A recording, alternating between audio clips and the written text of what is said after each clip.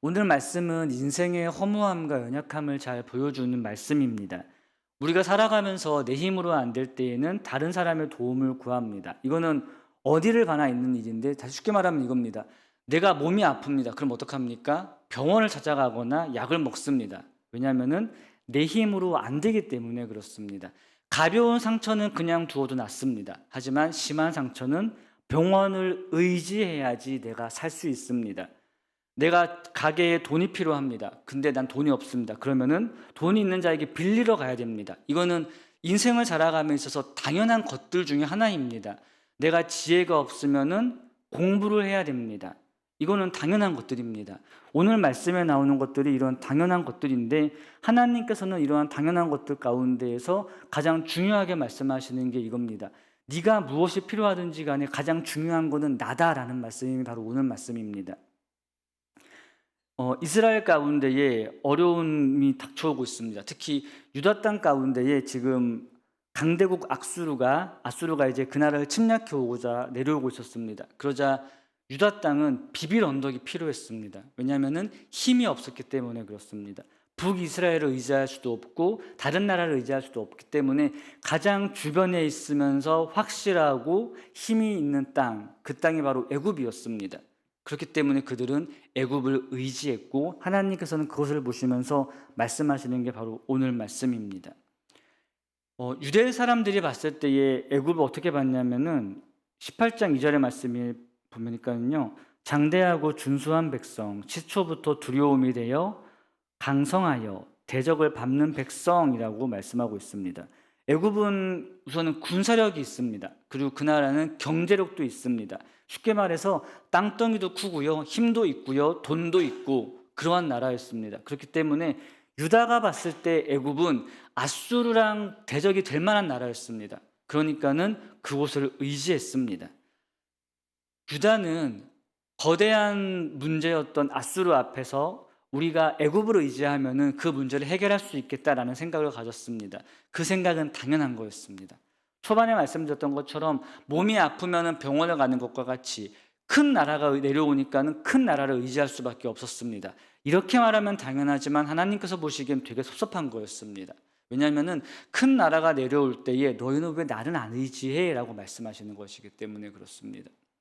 여기서 어려운 점은요, 애굽은 눈에 보입니다. 그 나라의 힘이 눈에 보이고요, 그 나라의 돈이 눈에 보입니다. 그 나라를 의지할 만하게 보이는 나라입니다. 그런데 하나님은 눈에 안 보이십니다. 하나님의 군사력이 얼마나 되는지 눈에 안 보입니다. 하나님 나라가 얼마나 큰지 안 보이고요, 하나님 나라의 능력이 얼마나 큰지가 안 보입니다. 그러니까는 가장 큰 문제 앞에서 눈에 안 보이는 하나님보다는 눈에 보이는 세상을 의지하기 시작했고요. 이것은 모든 사람들이 가지는 실수입니다. 저와 여러분 모두가 다 그런 곳에 빠질 수 있습니다. 18장 1절의 말씀 보니까는 슬프다, 구스의 강 건너편 날개치는 소리나는 땅이요 라고 말씀하고 있는데, 여기서 슬프다라는 것은 애굽이 망하기 때문에 슬프다는 게 아니고요, 어찌하여 하나님은 보지 못하냐라는 탄식입니다. 눈에 보이는 것들은 잘 보면서 왜 눈에 안 보이는 건 못 보고 있냐라는 겁니다. 어찌 보면 당연한 거죠. 우리는 눈에 보이는 것을 의지할 수밖에 없습니다. 눈에 안 보이는 것은 못 보는 게 당연합니다. 그렇기 때문에 우리에게 주신 게 믿음입니다. 믿음은 눈에 보이는 것을 붙잡으라고 주신 게 아니고요, 눈에 보이지 않는 것을 확신하는 게 믿음이라는 겁니다. 믿음은 하나님 나라를 확신하는 겁니다. 하나님 나라는 당장에 우리 눈앞에 보이지 않습니다. 하나님의 나라는 언제 오실지 알지도 못합니다. 이것만큼 불확실한 게 또 어디 있겠습니까? 그런데 믿음은 그 불확실한 것을 가장 확실히 붙잡게 하는 거고요, 그 불확실한 것을 확실하게 붙잡을 때에 참된 능력이 나타나는 것입니다. 우리에게 능력이 되는 믿음이 바로 그것입니다. 오늘 이사야서 18장 19장을 통해서 보여주는 것은 너희가 살 길이라고 믿었던 그 애굽 아무리 붙잡아 봐라, 아무리 붙잡아도 그것은 헛된 것이 된다라는 말씀이 바로 오늘 말씀입니다. 유다 사람들은 너무나 조급했습니다. 18장 4절의 말씀 보니까는 여호와께서 내게 이르시되 내가 나의 처소에서 조용히 감찰함이 쬐이는 일광 같고 가을떠 위에 운무 같다라고 말씀하고 있습니다. 하나님께서 그들을 바라보시는 것이 마치 한여름의 더위 같고요, 가을의 이슬 같다라고 말씀하고 계십니다. 한여름의 더위는 당연한 건데 너무나 어려운 겁니다. 그렇기 때문에 사람들이 이 더위가 언제 갈지 걱정하면서 두려워하는 것입니다. 그들의 심정이 그랬습니다. 이 더위가 언제 지나가는 걸까? 너무 힘들다라고 생각하고 있었습니다. 하지만 하나님께서 말씀하십니다. 그 더위는 단순히 너희를 괴롭게 하는 더위가 아니고 여름의 더위를 통하여 여러분 일어나는 일들, 되어지는 일들이 있습니다. 곡식이 익어가는 게 더위입니다. 하나님께서 그 더위의 기간을 허락하신 거고 참으시는 기간이었습니다. 유다 사람들이 보기에는 지금이 너무 힘들다, 어렵다, 못 살겠다라고 하지만 하나님께서 말씀하시는 거는 그 못 살겠다고 말하는 때에도 내가 너희의 인생을 붙잡아가고 있고 너희의 생명줄을 붙잡고 있다. 그러니까는 지금은 기다려야 된다라고 말씀하시는 건데 유다 백성들은 그거기 어려웠습니다.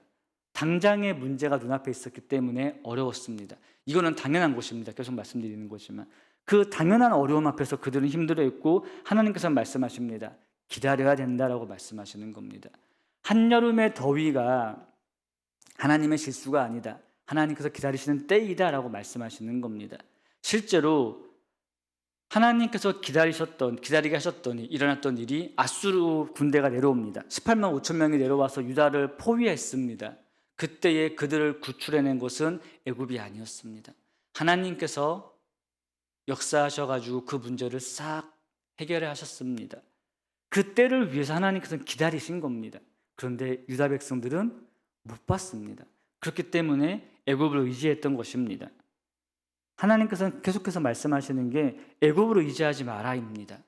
애굽의 나라가 힘이 있고 군사력이 있고 땅덩이가 큰 것이 맞습니다. 그러나 그 나라들은 다 망할 나라들입니다. 그 애굽에 대한 경고가 19장에서 계속해서 말씀하고 계신데 하나님께서 세 가지로 말씀하시는 게 먼저는 애굽에 내란이 일어날 것을 말씀하세요. 그래서 19장 2절에서는 애굽인을 격동해서 애굽인이 애굽인을 친다고 말씀하고 있습니다. 너희가 의지했던 그 나라는 스스로 자멸할 나라야 라고 말씀하시는 겁니다. 그리고 5절에서 10절의 말씀은 바닷물이 없어진다고 말씀하고 계세요. 바닷물은 애굽에 있어서 정말 필요한 강물이었습니다. 그 나라를 살릴 수 있는 경제력의 근간이 되는 게 이것인데 하나님께서 마르게 한다고 말씀하고 계십니다. 그리고 세 번째로는 그들의 지혜를 꺾으신다라고 말씀하고 계십니다. 너무나 무서운 말씀입니다. 결국에는 15절 마지막에 이렇게 말씀하십니다. 아무 할 일이 없으리라고 말씀하고 계세요. 굉장히 강대국이고 힘이 있는 나라였지만 그 나라가 결국에는 아무런 할 일이 없게 만들 것이다라고 말씀하고 계세요. 세상의 문제가 너무나 크다고 해서 우리는 내 지혜로 다른 것을 의지할 때가 너무나 많습니다. 하지만 하나님께서 말씀하시는 것은 문제가 아무리 커도 그보다 더 큰 나를 바라봐야 된다라는 게 바로 오늘 말씀의 중요한 점입니다. 저와 여러분들이 살아가면서 겪는 다양한 문제들이 있습니다. 그 문제들 앞에서 하나님 붙잡고 하나님 의지하며 살아갈 수 있는 저와 여러분 되시길 바랍니다. 말씀을 정리하겠습니다. 우리의 삶 가운데에 아수르처럼 눈에 보이는 문제들이 있습니까? 다양한 어려움들이 있습니까? 우리는 그 앞에서 당장 내 힘으로 해결하려 할 때가 너무나 많습니다. 하지만 우리가 꼭 그때에 하나님을 기억해야 됩니다. 우리 하나님께서 되게 섭섭해 하십니다. 하나님께서 가장 큰 하나님이신데요. 가장 제가 생각하기에 힘들어 하시는 거, 힘들다는 표현이 맞을까요? 속상해 하시는 게 맞겠네요. 성경에 보면 질투하는 하나님이란 표현이 나옵니다. 하나님께서 질투하시는 게 그것입니다. 어려움 앞에서 왜 너는 나는 안 찾고 다른 거 찾니? 라고 말씀하십니다. 오늘 말씀이 보여주는 것이 그것입니다. 세상에 있는 다양한 힘들, 가장 큰 재물이나 가장 큰 권력이나 가장 큰 지혜나 그 무엇도 하나님 앞에서는 다 능력이 없는 것들입니다. 하나님께서 그 모든 것들을 꺾으십니다. 그래서 우리가 하나님만 의지하게 하실 것입니다. 저와 여러분들이 그 어떤 문제 앞에서도 믿음으로 하나님 바라보며 그 믿음으로 승리할 수 있는 하나님의 백성들이 되시기를 주님의 이름으로